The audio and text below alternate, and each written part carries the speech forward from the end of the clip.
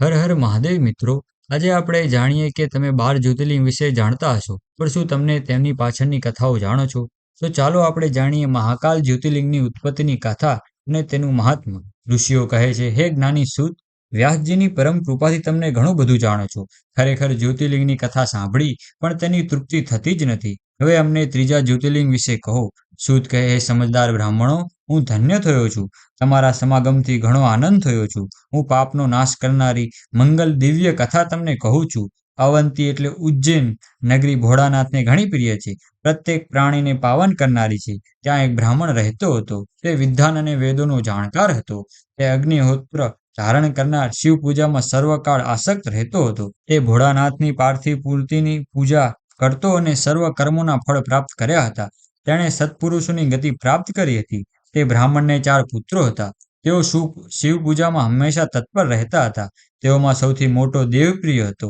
તે પછીનો પ્રિય મેધા, ત્રીજો સુકૃત નામનો તથા ચોથો ધર્મ કરતા સુરત નામનો હતો. તે ટાણે રત્નમાલા પર્વત ઉપર દૂષણ નામનો મોટો અસુર રહેતો હતો. તે દૈત્યોનો રાજા હતો. તે બળવાન હતો, દ્વેષની લાગણીવાળો હતો. બ્રહ્માના વરદાનના કારણે તેને આખા જગતમાં તુચ્છ કરી નાખ્યું હતું. તેણે દેવોને જીતે લઈ તેમના સ્થાનેથી કાઢી મૂક્યા હતા. તેણે વેદ ધર્મો તથા સ્મૃતિ ધર્મોને સંપૂર્ણ નાશ કરી નાખ્યો હતો. તે મહાસુર દૂષણે સૈન્યને સાથે રાખીને ધર્મને લીધે શોભતી અવંતી નગર ઉપર ચઢાઈ કરી, એટલે કે ઉજ્જૈન ઉપર ચઢાઈ કરી. તેણે બ્રાહ્મણોનો દ્રોષ કર્યો. તે 4 મોટા દૈત્યોએ તેડાવીને કહે, આ દુષ્ટ બ્રાહ્મણો મારું વચન કેમ માનતા નથી? તે વેદ ધર્મોમાં માને છે, માટે શિક્ષાને પાત્ર છે. મેં ઘણા દેવો તથા રાજાઓને પછાડ્યા છે, તો આ બ્રાહ્મણ શું વિષાત્મા છે? શું તે વશમાં નહીં થાય? જો તેઓને જીવવાની ઈચ્છા હોય તો ભોળાનાથનો ધર્મ તથા વેદોને પરમ ધર્મ તજી તેઓ ભલે સુખ ભોગવનાર થાય, નહીં તો તેઓએ જીવન માટે પણ સંશય થશે. આ મેં આમ કહ્યું છે, માટે તમે શંકા રહિત થઈને કાર્ય કરો. સૂત કહે, આવો નિશ્ચય કરીને તે 4 દૈત્યો 4 દિશામાં ફરી વળી તેને સળગાવી રહ્યા હતા. દિશાઓ દાહક બની ગઈ. તેઓ વિનાશ કરવા લાગ્યા. પેલા બ્રાહ્મણો તે રાક્ષસોને ઉત્પાત જોઈને આઘાત પામ્યા. તેઓ શિવનું ધ્યાન છોડવા તૈયાર ન હતા. તેઓ ધ્યાનમગ્ન રહ્યા. રાક્ષસોએ નગરીને ઘેરાવ કરીને લોકોને ભયંકર ત્રાસ આપવા લાગ્યા. ઘણા લોકો બ્રાહ્મણો પાસે આવ્યા. લોકોએ કહ્યું, હવે શું કરવું? તે દુષ્ટો આવી પહોંચ્યા છે. સૂત કહે, એ લોકોનું એવું વચન સાંભળીને વેદપ્રિયના પુત્ર તે બ્રાહ્મણોને ભોળાનાથ પર સદૈવ વિશ્વાસુ હોય તેમને કહે, આપણે પાસે દુષ્ટોને ડરાવનારો મોટું સૈન્ય નથી. તેમને કેમ હાંકી કાઢવા? એ પ્રશ્ન મૂંઝવે છે. પણ આપણે આશ્રિત છીએ.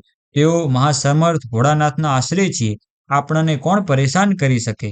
તેઓ જ આપણું રક્ષણ કરી શકે તેમ છે. સૂત કહે, આમ કહીને તે બ્રાહ્મણો પાર્થિવ લિંગની પૂજામાં સતત મગ્ન રહ્યા.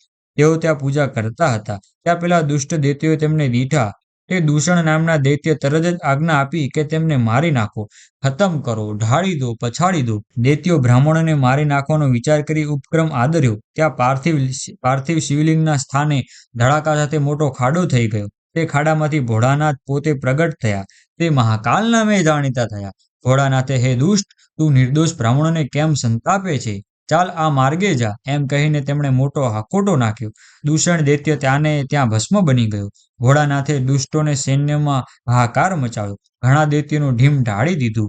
સૈન્યના ઘણા લોકો નાસી ગયા. છેવટે આખું દૈત્ય સૈન્ય નાશ પામ્યું. દેવોમાં દંદુભી નગારા વાગી રહ્યા હતા. પુષ્પોની વૃષ્ટિ થવા લાગી. વિષ્ણુ તથા બ્રહ્મા આદિ દેવો ત્યાં આવી પહોંચ્યા. શિવજી પેલા બ્રાહ્મણ પર પ્રસન્ન થયા. તેમણે વરદાન માગવા કહ્યું. બ્રાહ્મણો કહે, હે વંદનીય મહાકાલ સદાશિવ, તમે અમને મુક્તિ આપી સંસાર સમુદ્રથી પાર ઉતારો. લોક રક્ષા હેતુ હે ભોળાનાથ, તમે અહીં રહો. સૂત કહે, આમ તે બ્રાહ્મણોએ કહ્યું. તેથી પરમ કૃપાળુ ભગવાન સદાશિવ અતિશય ઊંડા ખાડામાં બિરાજ્યા. પેલા બ્રાહ્મણો મુક્તિ પામ્યા. તે વખતે 4 દિશામાં 1 કોષ જેટલી ભૂમિ ભોળાનાથની સ્થાનરૂપ થતી ગઈ. ત્યાં તેઓ બધે શિવલિંગ સ્વરૂપે જ પ્રગટા થયા છે.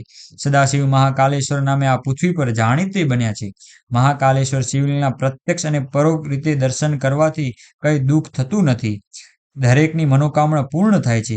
ભજનાર પૂજનાર પરમલોકમાં મોક્ષ પામે છે. હે શ્રેષ્ઠ બ્રાહ્મણો, આ સર્વ મહાકાલનું મહાત્મા તથા તેમની ઉત્પત્તિની કથા મેં તેમને કહી છે. હવે તમે શું સાંભળવા ઈચ્છો છો?